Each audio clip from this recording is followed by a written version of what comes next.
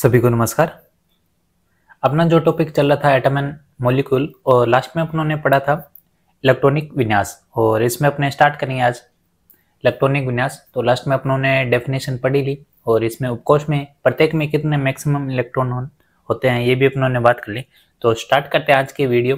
Channel पे नए हो तो चैनल को जरूर सब्सक्राइब करें, साथ ही बेल आइकन को भी दबा दें ताकि वीडियो की नोटिफिकेशन आपको डेली मिल सके। अब बात करते हैं कि जो इलेक्ट्रॉन बनने के जो तरीके हैं उनको अपने किस प्रकार पढ़ेंगे। तो बात करते हैं अपने कक्षकों में इलेक्ट्रॉन भरने के नियम। तो इसमें अपने कौन कौन से नियम पढ़ेंगे। तो सबसे पहले बात करेंगे, अपने पढ़ेंगे आहबाव का नियम।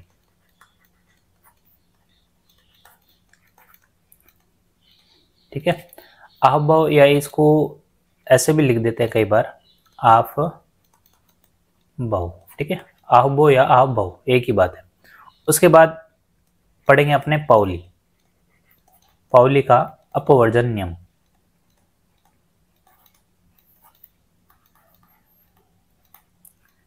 फिर अपने पढ़ेंगे हुंड का नियम, जिसको अपने बोलते हैं हुंड का अधिकतम बहुलकता का नियम। अधिकतम बहुलकता का नियम।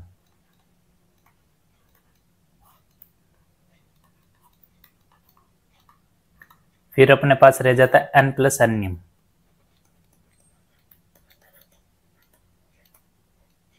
ठीक है, और एक रह जाता अपने पास अर्धपूरित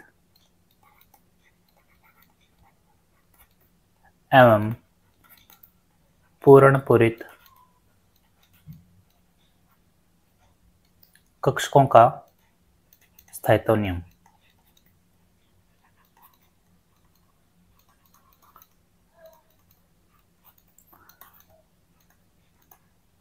तो ये अपने पास 5 ऐसे नियम हैं कि अपने इलेक्ट्रॉन कैसे भर सकते हैं। ठीक है, तो पहले स्टार्ट करते हैं अपने आहबाव का नियम। तो अपने पास है, और साइंस का तो ये है कि साथ के साथ आप रिवीजन भी करते रहें, क्योंकि इसमें ऐसे टॉपिक हैं जो अपने जैसे बायो है तो उसमें तो अपने को याद करना ही है, जो जैसा लिखा हो वैसे ही। कई बार इसमें केमिस्ट्री हो गया, फिजिक्स हो गया, तो इनमें क्या न्यूमेरिकल थोड़े बनते हैं, तो इनको भी अपने को क्या है साथ के साथ रिवीजन करते चलना है। तो स्टार्ट करते अपने आहबाव, या इसको क्या बोला आहबाव।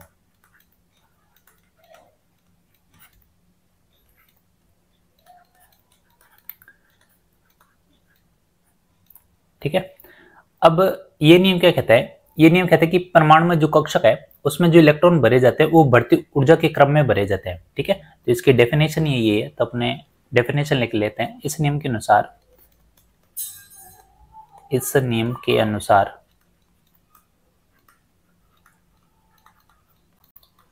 परमाणु में कक्षकों को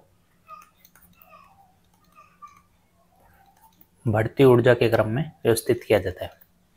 बढ़ती ऊर्जा के क्रम में क्या किया जाता है, व्यवस्थित किया जाता है। ठीक है, एक तो ये बात होगी। उसके बाद अपने को ध्यान रखें कि आहबाव ये किसका शब्द है, तो ध्यान रखना ये लिया गया है जर्मन शब्द से। और जर्मन शब्द से भी क्या उठाया है, आहबाव। और आहबाव का मतलब क्या होता है, आहबाव। ठीक है, ये जर्मन का शब्द है। इसका मतलब होता है कि प्राथमिक रूप से कक्षकों का निर्माण।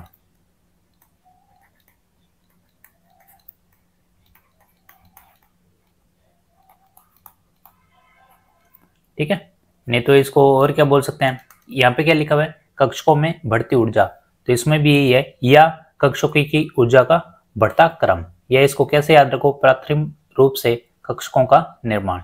तो ये आहबाव का अर्थ है।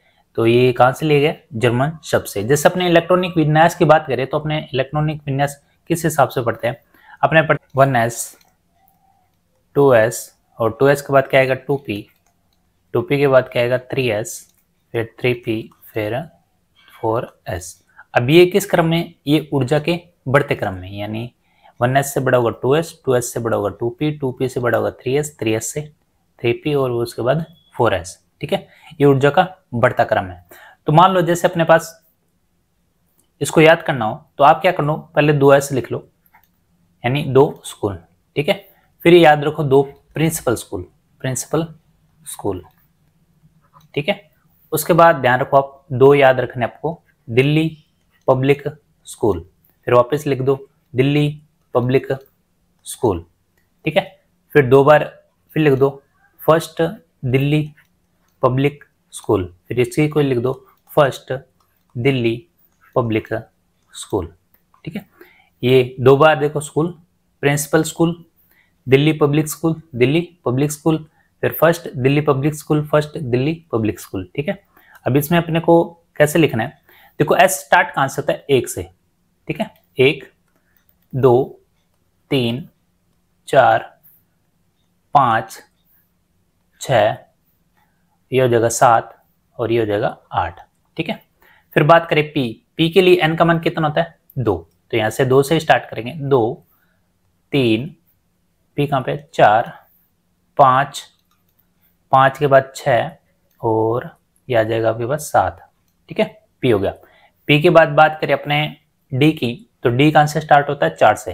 ठीक है, ये 4 5 और 6 7, कितना आ गया 7। ठीक है, फिर उसके बाद आया एफ के लिए कितना आएगा यहाँ पे 4, तो एफ के लिए 4 लिख देते हैं 4, फिर उसके बाद 5 आएगा यहाँ पे, 4 के बाद 5। ठीक है, तो उसके बाद और कोई रहेगा नहीं रहेगा, तो इसको इस हिसाब से, तो ये भी क्या बढ़ते क्रम में है देखो। ठीक है, इसको ऐसे आप याद रख सकते हो। अगर ये याद है तो अपने पास देखो 118 होते हैं, तो अपने 120 जो परमाणु उनका इलेक्ट्रॉनिक विन्यास अपने इसके हिसाब से लिख सकते हैं। ठीक है, 2 लास्ट में वो होते हैं अनन वाले और 120 तो होता है अनन इनियन वाला, तो अपने को ये ध्यान रखना है। तो वहां तक तो अपने को जाना नहीं है, ज्यादातर ये ध्यान रखना है कि अपने इलेक्ट्रॉनिक विन्यास कैसे लिख सकते हैं। तो इसको भूलने से अच्छा है कि आप इसको 3-4 बार आप लिखें रिवीजन के रूप में, तो अपने आप ये याद हो जाएगा। ठीक है, तो ये तो बात होगी इलेक्ट्रॉनिक विन्यास की। अब इसको अपने लिखेंगे कैसे, जैसे मान लो कोबाल्ट का जो परमाणु क्रमांक होता है वो कितना होता है 27। ठीक है, अब अपने क्या करें, अपने को जैसे याद है देखो स्कूल स्कूल प्रिंसिपल स्कूल। ठीक है, फिर उसके बाद प्रिंसिपल स्कूल, और प्रिंसिपल स्कूल के बाद क्या जाएगा दिल्ली पब्लिक स्कूल। ठीक है, अब यहाँ तक अपने पहुंचेंगे नहीं, तो उससे अच्छा है कि अपने क्या करें, तो आपको जहां तक पता है वहां तक अपने इलेक्ट्रॉनिक विन्यास पढ़ देंगे। जैसे ये 1 हो गया, ये 2 हो गया, एस के लिए लिख लेते 3 4 और ये 5, पी के लिए 2 3 और 4। ठीक है, पी हो गया, पी के बाद क्या आएगा डी कितने पे 3 पे।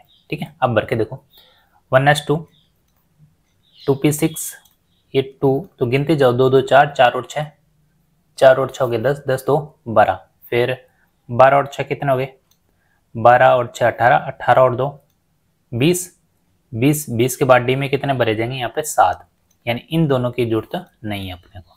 ठीक है, तो ये देखो ऐसा इलेक्ट्रॉनिक विन्यास भरा जाएगा, जिसमें अपने को सीधा ध्यान रखना है स्कूल 2 बार आएगा, प्रिंसिपल स्कूल फिर दिल्ली पब्लिक स्कूल। ठीक है, तो ये तो हो गया कोबाल्ट। इसी तरह रुबिडियम का भी आप भर सकते हो, तो रुबिडियम कितने पे आता है, ये आता है 37 पे। तो वही तरीका school school principal school Delhi public school, तो यहाँ तक ही लिख लेते हैं। तो देखो 1 2 3 4 5, पी 2 3 4। ठीक है, और डी के लिए 3, तो यहाँ पे अपने बढ़ते हैं 2 4 6 10 2 12, 12 और 6 कितने हो गए 18, तो यहाँ तक गिने अपने, ये हो जाएंगे आपके पास 10 2 12 और 6 18, 18 और 2 20, 20 और ये 10 कितना हो गया 20 10 हो गए 30, 30 और 6 36, 36 और 1 37, तो यहाँ तक भरा जाएगा, इसके आगे अपने को जरूरत नहीं है। ठीक है, तो इलेक्ट्रॉनिक विन्यास कैसे भरने हैं ये अपने को पता है, बस अपने को ये भी पता होना चाहिए कि अधिकतम इलेक्ट्रॉन कितने भरे जाएंगे। एस में 2 भरे जाते हैं, पी में 6 भरे जाते हैं। ठीक है, और डी में कितने 10 भरे जाते हैं, और एफ में कितने भरे जाते हैं 14। ठीक है, तो ये अपने को ध्यान रखना है। तो ये तो होगा अफबाव का नियम जो अपने को ध्यान रखना है, ठीक है। उसके बाद बात करेंगे अपने पाउली के नियम। तो बात करते हैं अपने अगला सेकंड, पाउली का अपवर्जन नियम।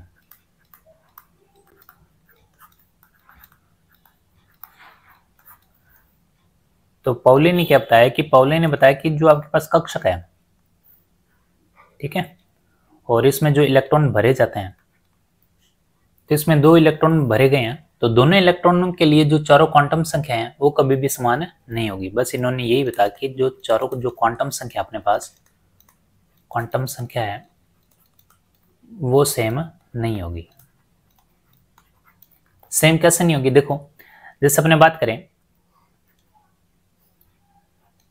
ठीक है, अपने इसको लिख लेते हैं 4s लिख लेते हैं, ठीक है। तो 2 इलेक्ट्रॉन भरे जा रहे हैं, तो यहाँ पे n का मान कितना है, n का मान है यहाँ पे 4, ठीक है। अब n 4 है तो l का मान कितना है यहाँ पे 0, क्यों, s के लिए l का मान कितना होता है 0, ठीक है। p के लिए कितना होता है 1 होता है, तो यहाँ पे n 4 है, l 0 है, तो m भी कितना होगा यहाँ पे 0, क्यों, क्योंकि अपने पास है m इक्वल क्या होता है -l से 0, 0 से लेके प्लस तक, ठीक है। उसके बाद यहाँ पे अपने पास चक्रण क्वांटम संख्या क्या आएगी, इसके लिए क्या होता है प्लस, तो अपने लिखे यहाँ पे +1/2, इसलिए यहाँ अब यहाँ पे लिखते हैं n इक्वल 4, ठीक है। तो l कितना हो जाएगा 0 और m भी कितना हो जाएगा 0, और इसके लिए यहाँ पे चक्रण क्वांटम संख्या क्या होगी, तो s इक्वल -1/2। तो यहाँ पे ये है कि ये तीनों तो समान है, ठीक है, दोनों इलेक्ट्रॉनों के लिए, लेकिन जो चक्रण क्वांटम संख्या वो क्या है, समान नहीं है। बस इन्होंने यही बताया कि चक्रण क्वांटम संख्या समान नहीं है, ठीक है। तो 2 इलेक्ट्रॉन तो उपस्थित हो सकते हैं, लेकिन उसमें चक्रण जो है वो क्या रहेगा विपरीत, और बाकी जो 3 है वो क्या रहेंगे समान। तो ये बताया किसने, पाउली ने। उसके बाद बात करते अपने हुंड का नियम। तीसरा बात करते अपने हुंड का अधिकतम बहुलकता का नियम।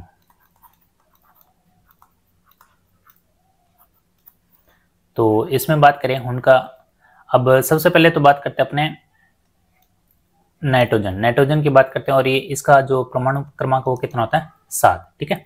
अब इसका इलेक्ट्रॉनिक विन्यास लिखते हैं अपने 1s2 2s2 और 2p कितना आएगा 3, ठीक है। ये इलेक्ट्रॉनिक विन्यास है। अब इसमें अपने कक्षों में इलेक्ट्रॉन बढ़ते हैं कैसे, देखो पहले s के लिए भरे, s के लिए कक्षक 1 होता है, तो 2 इलेक्ट्रॉन है, ये 2 भर दिए अपनों ने। फिर बात करें s है, तो इसके लिए भी 2 इलेक्ट्रॉन भर दिए। p में कितने कक्षक होते हैं, तो अपने को पता 3 होते हैं कक्षक, तो यहाँ पे अपने 3 बना देते हैं, और इसमें इलेक्ट्रॉन कितने यहाँ पे 3, तो 3 यहाँ पे अपने इसको ऐसे बना देते हैं, ठीक है।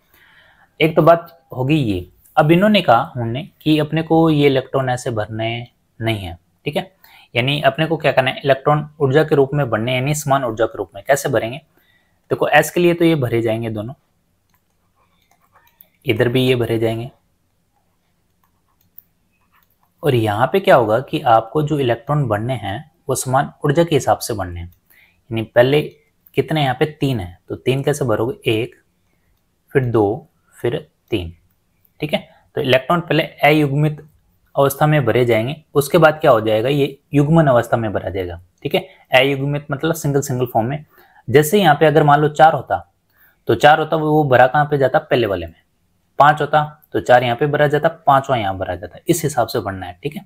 तो पहले हमेशा इलेक्ट्रॉन जो भरा जाएगा वो किस में भरा जाएगा, अयुग्मित अवस्था में भरा जाएगा, और उसके बाद किस में भरा जाएगा, जैसे ही पूर्ण हो जाते हैं सारे, तो उसके बाद किस में भरा जाएगा, युग्मन अवस्था में भरा जाएगा, ठीक है। तो ये अपने को ध्यान रखना है। जैसे मान लो आप हो गए कि क्लोरीन कितने पे आता है, 17 पे आता है।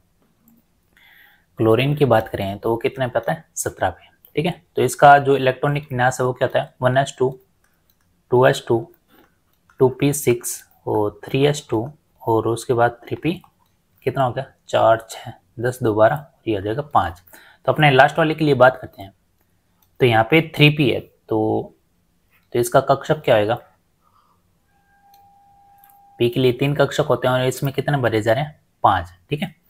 तो यहाँ पे देखो 2 तरीके हैं, अगर मान लो अपने डायरेक्ट बढ़ते हैं ऐसे, तो ऐसे भी भर दो, और अगर अपने हुंड के हिसाब से बढ़ते हैं तो वो भी भर लेते अपने 5 हैं, तो पहले एक एक भरो, 1 2 3 4 5। तो ये देखो दोनों अगर अपने भर रहे हैं तो तरीका तो वही है, ठीक है। अब दोनों सही है, लेकिन इसमें से प्रॉपर सही कौन सा है, ठीक है, क्योंकि अगर आप 5 ऐसे भरते हो तब भी ऐसे भरा जाएगा, अगर अपने हुंड के हिसाब से भरी तब भी ऐसा भरा जाएगा। लेकिन एक चीज ध्यान रखो कि इसमें जो लास्ट जो आपके पास इलेक्ट्रॉन भरा जा रहा है वो देखो कहाँ पे भरा जा रहा है, इसमें लास्ट जो इलेक्ट्रॉन है वो कहाँ भरा जा रहा है, यहाँ पे, ठीक है। और इसमें लास्ट इलेक्ट्रॉन देखो कहाँ पे भरा जा रहा है, यहाँ पे। बस यही डिफरेंस है इसमें।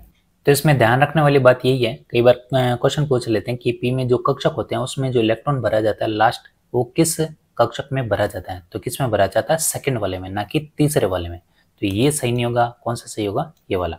अगर दोनों प्रॉपर समान है तो इलेक्ट्रॉन जो भरे जाएंगे देख लेना कौन से कक्षक में है, ठीक है। तो ये बात हो गई आपकी इलेक्ट्रॉन कैसे भरे जाते हैं। तो हमेशा ध्यान रखना जो हुंड है वो किस पे बात करता है, युग्मन पर, ठीक है। ये वर्ड जरूर ध्यान रखना आप, ठीक है। अब ये किस पे लागू नहीं होता, देखो एस पे लागू नहीं होता, S1 P1 और D1 और F1 ये इन पे लागू नहीं होता, ठीक है। अब यहाँ पे देखो सारे जो आपके पास S है कक्षा, इसमें 2 इलेक्ट्रॉन पूरे भरे जा रहे हैं तो हमेशा इन पे तो लागू होएगा, लेकिन S1 P1 D1 और F1 पे लागू नहीं होगा। क्यों? क्योंकि ये किस पे बात करेगा, युग्मन पे। इसी तरह ये किस पे लागू नहीं होता, हाइड्रोजन, हीलियम, लिथियम, ठीक है। और किस पे बात करें अपने, तो क्योंकि ये बी है, लास्ट में जो इलेक्ट्रॉन भरा जाएगा वो किस पे भरा जाएगा, P1 पे, ठीक है। तो P1 भी अपने को पता है कि ये भी इस पे लागू नहीं होता, तो ये भी लागू नहीं होता। SPD और हाइड्रोजन, हीलियम, लिथियम ये भी अपने को ध्यान रखना है। इसमें एक क्वेश्चन बनता है कि ऐसा कौन सा पहला परमाणु है जिस पर यह हुंड का नियम लागू होता है। तो ये अच्छा क्वेश्चन है, ये अपने को ध्यान रखना है। तो किस पे लागू होता है, कार्बन पर। कार्बन तो पहला परमाणु है जिस पर हुंड का नियम क्या होता है, लागू। तो यहीं से ये क्वेश्चन ही बनता है कि ऐसा कौन सा पहला परमाणु है जिस पर हुंड का नियम लागू होता है, कौन सा है, कार्बन। तो ये तो बात होगी हुंड के नियम की जो अपने को ध्यान रखना है, ठीक है। तो ये इलेक्ट्रॉनिक विन्यास की बात करता है, लेकिन किस हिसाब से इसको भरना है, ऊर्जा के रूप में इसको किस हिसाब से भरना है वो अपने को ध्यान रखना है। तो पहले अपने को किस में भरना है, अयुग्मित अवस्था में, ठीक है। जब ये हो जाए कंप्लीट तो फिर किस में भर दो, युग्मन में, ठीक है। और ये इसका डेफिनेशन है। अब अपने बात करते हैं नेक्स्ट N+N नियम। N+N नियम या इसको क्या बोलते हैं अपने, बोर-बरी का नियम, यही इसका नाम है। लेकिन अपने पढ़ते किस में, N+L का नियम, ठीक है। अब यहाँ पे N बताओ, N के अपने पढ़ के आए थे, क्या है, मुख्य क्वांटम संख्या, मुख्य क्वांटम संख्या। और L यहाँ पे क्या है, तो L अपने हमने पढ़ा था क्या है, द्विगंशीय क्वांटम संख्या, ठीक है। तो यहाँ पे क्या है, ये कहता है कि इलेक्ट्रॉन पहले उस कक्षक में भरे जाते हैं जहाँ पे N+N का मान क्या हो, कम हो, पहले उस कक्षक में भरा जाएगा, ठीक है। तो इलेक्ट्रॉन पहले उस कक्षक में भरा जाएगा, कक्षक में भरा जाएगा जहाँ पे N+N का मान क्या होगा, N+N का मान कम होगा, ठीक है। तो वहां पे क्या भरा जाएगा, इलेक्ट्रॉन। कैसे, तो अपने बात करें तो यहाँ पे अपने लिख लेते हैं एक तो 4s के लिए और एक अपने लिख लेते हैं 5s के लिए, ठीक है। तो देखते हैं अपने दोनों में से किस में इलेक्ट्रॉन पहले भरा जाता है। तो यहाँ पे देखो n का मान क्या है, तो n का मान क्या है यहाँ पे 4, ठीक है। और s के लिए l का मान क्या होगा, तो l का मान क्या होगा 0, ठीक है। अब दोनों को जोड़ो N+L, तो यहाँ पे कितना आ जाएगा, 4 और 0 कितना हो गया, 4। इसी तरह यहाँ पे भरो, n का मान कितना है यहाँ पे 5 और s के लिए l का मान कितना होगा 0, तो यहाँ पे अपने दोनों को जोड़ दें तो कितना आ जाएगा 5, ठीक है। अब बताओ N+N का मान कम किस में, तो इलेक्ट्रॉन पहले किस में भरा जाएंगे, 4s में, ठीक है। तो इलेक्ट्रॉन पहले किस में भरा जाएगा, 4s में, ठीक है। तो ये अपने ऐसे जो अपनों ने इलेक्ट्रॉनिक विन्यास लिखा था 1s 2s 2p फिर 3p लिखा था, ठीक है, वो भी किसके हिसाब से, N+L के हिसाब से ही है, ठीक है। तो ये भी अपने को ध्यान रखना है। अब जैसे मान लो मैं यहाँ पे लिखता हूँ एक तो 4s और एक लिखता हूँ 3d, ठीक है। अब यहाँ से भी अपने चेक कर लेते हैं कि यहाँ पे n का मान कितना है 4 और s का मान कितना है 0, तो n प्लस l कितना आ जाएगा यहाँ पे 4, ठीक है। और यहाँ पे भी बात करें तो यहाँ पे n का मान कितना है 3, और d के लिए l का मान कितना होता है, तो SPD यानी 2। अब इन दोनों को जोड़ो अपने, तो कितना आ जाएगा यहाँ पे 5। तो यहाँ पे भी देखो n प्लस n का मान कम आ रहा है, यानी पहले किस में भरा जाएगा इलेक्ट्रॉन 4s, और 4s के बाद ही क्या आएगा आपका d, तो अपने पहले किस में भरेंगे 4s में इलेक्ट्रॉन भरेंगे, ठीक है। तो ये अपने को चेक कर लेना है। तो इलेक्ट्रॉन पहले उस कक्षक में भरा जाएगा जहाँ पे n प्लस n का मान कम होगा। अब आप कहोगे अगर दोनों बराबर हो जाए तब किस में भरा जाएगा, तो वो भी अपने चेक कर लेते हैं। तो देखो दोनों बराबर करने के लिए अपने खुद ही लिख लेते हैं n इक्वल 4 और l इक्वल 0, और यहाँ पे लिख लेते हैं n इक्वल 3 और l इक्वल 1। तो यहाँ पे अपने जोड़ें तो n प्लस l कितना हो गया यहाँ पे 4, और यहाँ पे कितना हो गया n प्लस l 4। अब दोनों बराबर हैं, तो बराबर हैं तो पहले इलेक्ट्रॉन किस में भरा जाएगा, तो ध्यान रखना उसमें भरा जाएगा जिसमें n का मान क्या है यहाँ पे कम। तो n का मान यहाँ पे कम किसका है, ये, तो इसमें भरा जाएगा। अब इसके लिए कौन सा कक्षक है, तो देखो यहाँ से फाइंड कर सकते हो। n का मान कितना है 4, तो यहाँ पे 4 लिखो, और l इक्वल 0 किसके लिए होता है s, तो ये तो हो गया 4s। यहाँ पे n का मान कितना है 3 और l 1 किसके लिए होता है, तो ध्यान रखना अपने को, ध्यान p, ठीक है। तो यहाँ पे इलेक्ट्रॉन किस में भरा जाएगा, तो इलेक्ट्रॉन किस में भरा जाएगा 3p में, ठीक है। तो ये अपने को ध्यान रखना है कि अगर n प्लस n का जो मान है वो सेम हो, ठीक है, जैसे यहाँ पे 4 है 4 है, तो इलेक्ट्रॉन भरने के लिए क्या देखोगे n, तो n का मान क्या होना चाहिए, जहाँ पे n का मान क्या हो कम, उसी कक्षक में क्या भरे जाएंगे, इलेक्ट्रॉन भरे जाएंगे। यही अपने को ध्यान रखना है, ठीक है। तो यहाँ पे अपने को देख लेना है कि n प्लस n का मान अगर सेम है तो किसको देखोगे, n का मान जहाँ पे कम होगा वहीं पे आपको क्या पढ़ना है, इलेक्ट्रॉन। तो किस में भरा जाएगा इलेक्ट्रॉन 3p में। तो ये तो गया n प्लस n का नियम, जिसको बोलते हैं बोरबरी का नियम। अब बात करते हैं अपने नेक्स्ट अपना अर्धपूरित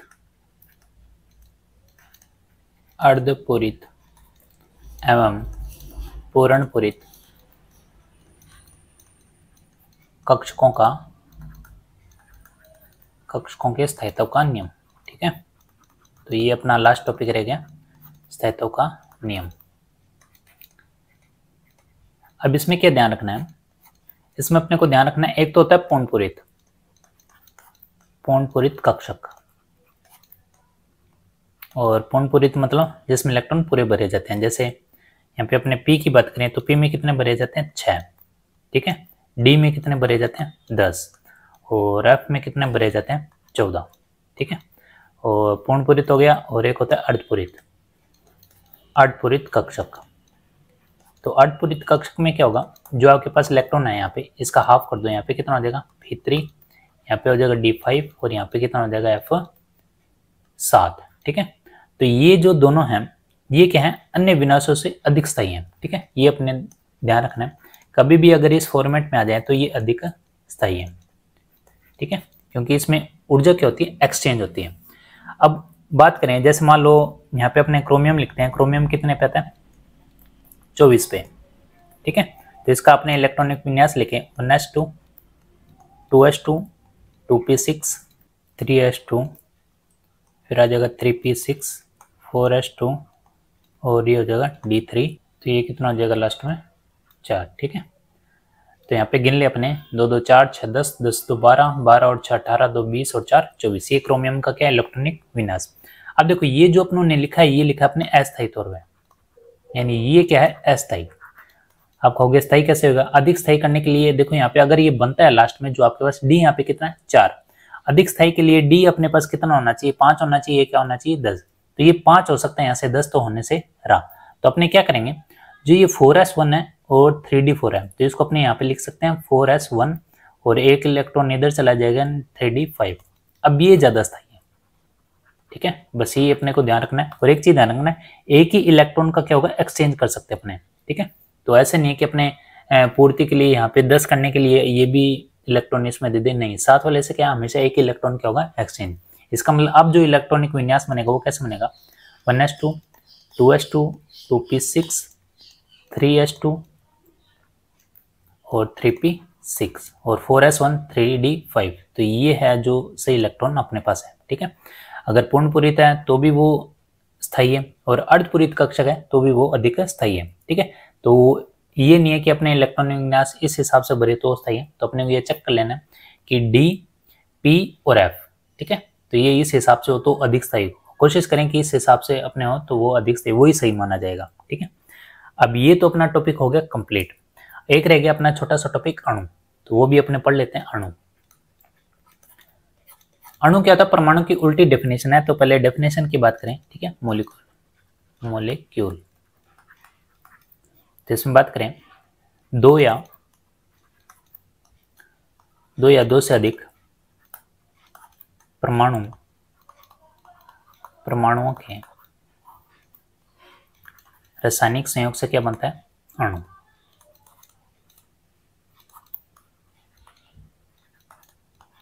ठीक है, उसको क्या कहते हैं? अणु। अब अणु की डेफिनेशन तो यहाँ पे ये तो है, अणु बनता कैसे है, ये वो डेफिनेशन है। ठीक है, अणु क्या होता है? परमाणु की उल्टी डेफिनेशन होती है। कैसे? जैसे अपने को ध्यान रखना है, अणु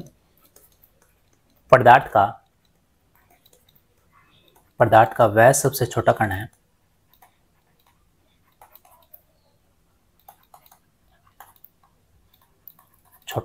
जो रासायनिक अभिक्रिया में भाग नहीं लेता। और परमाणु क्या करता है? रासायनिक अभिक्रिया में भाग ले सकता है, ये भाग नहीं ले सकता। और दूसरी डेफिनेशन क्या बात की? जो स्वतंत्र अस्तित्व में रह सके। ठीक है, जो स्वतंत्र अस्तित्व में रह सकता है, जबकि परमाणु क्या था? स्वतंत्र अस्तित्व में रह नहीं सकता। ठीक है, तो ये क्या है? परमाणु की जो डेफिनेशन है उसके बिल्कुल विपरीत है। तो ये अपने को ध्यान रखना है। तो इसमें एग्जाम्पल के तौर में ध्यान रखना है अणु कौन कौन से हैं। एक तो है H2O2, HCl और HI।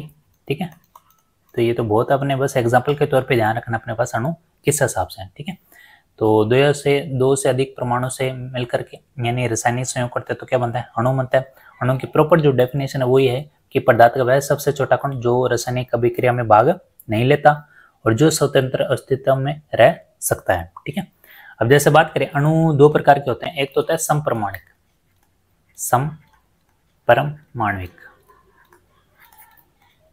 ठीक है, और इसी को एक बोलते हैं नाम समनाभिकीय अणु। ठीक है, यानी एक ही प्रकार के जो परमाणु हैं उनसे मिलकर जो बनता है वो क्या कहलाता है? समपरमाणिक अणु। कौन कौन से? जैसे एक ही परमाणु से H2 हो गया, N2 हो गया, O2 हो गया, Cl2 हो गया, और जैसे P4 हो गया, ठीक है, HC8 हो गया। ये किस में आ जाएगा? समपरमाणिक अणु, या क्या बोलेंगे इनको? समनाभिकीय अणु। ठीक है, सम का मतलब होता है होमो न्यूक्लियस मोलिक्यूल बोलते हैं, और इसको क्या बोलते हैं? होमो एटॉमिक मोलिक्यूल। ठीक है, तो सम का मतलब होता है होमो। तो ये तो हो गया सम। और विषम की बात करें अपने, विषम परमाणविक अणु, विषम परमाणिक और यहाँ पे सम है तो यहाँ पे क्या लगा दो आप? विषम नाभिकीय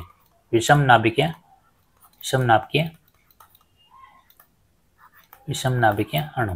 ठीक है, तो इसमें भी अपने को ध्यान रखना। विषम मतलब होता है यहाँ पे देखो एक ही परमाणु से यहाँ पे अलग अलग परमाणु से। कैसे? जैसे HCl की बात करें तो इसमें भी अलग अलग है।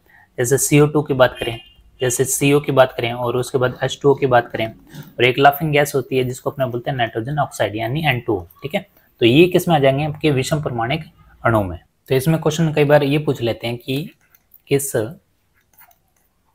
अणु की यानी किस अणु में सर्वाधिक परमाणु है।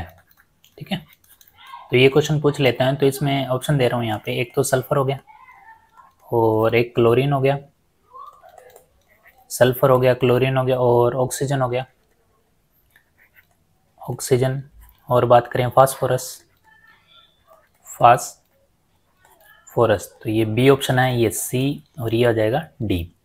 तो सल्फर सबसे पहले बात करें कि अपने को इसका स्ट्रक्चर पता होना चाहिए कि इसमें कितने परमाणु हैं। ठीक है, तो सल्फर में S8 होते हैं।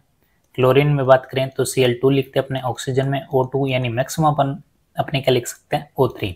और फास्फोरस की बात करें तो इसमें क्या लिख सकते हैं P4। अब सबसे ज्यादा परमाणु किसमें है, सल्फर में, तो ऑप्शन जो आपका कौन सा ए सही होगा। ठीक है, तो ये अपने को ध्यान रखना है। एक बोलते हैं अपने प्रमाणकता, प्रमाणकता क्या होती है, तो कई बार ये भी पूछ लेते हैं, तो प्रमाणकता लिख लेते हैं अपने किसी अणु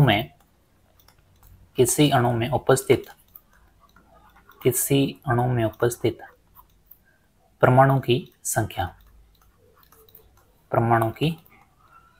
संख्या, उसको क्या कहते हैं, परमाणुकता।